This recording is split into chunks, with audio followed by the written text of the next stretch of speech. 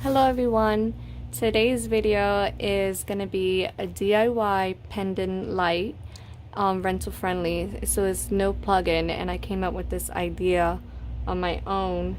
And because I saw these two, like a wood vine and green artificial greenery at Hobby Lobby, and it's very light, and it gave me the idea to do this, because I'm currently working slowly in the kitchen of a rental friendly DIY transformation. So I got the fairy lights on Amazon, which I put in the description box down below so you guys can check it out, and it comes with 6 of it and 2 remote control.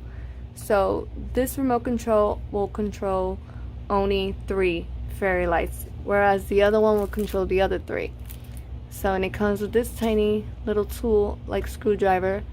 So in the back of the battery, you can take it out and close it when you run out of the battery. It's a flat battery, and the reason why I wanted this is because so it can be very light and the ball, because I don't want to get the heavy battery, the 3 AAA, and I noticed they had that in Amazon everywhere I went, like in Home Depot, and it's gonna be too heavy and it's gonna be a pain to like put it in. So I didn't cut this, I just put it in the hole, and I put 1 fairy light and 1 fairy light here. So I have these, I have two of these. I don't know what I did with the other one. Well, anyway, that's gonna go through the thread. So I got this at Hobby Lobby as well. It's a craft lace. It's wax thread, and I measure it from the ceiling of how high I wanted it to be, and so it's gonna be this length, and it's gonna be multiple, and I'm gonna twist it, tie it up, make a hole, and put it through. It's very easy.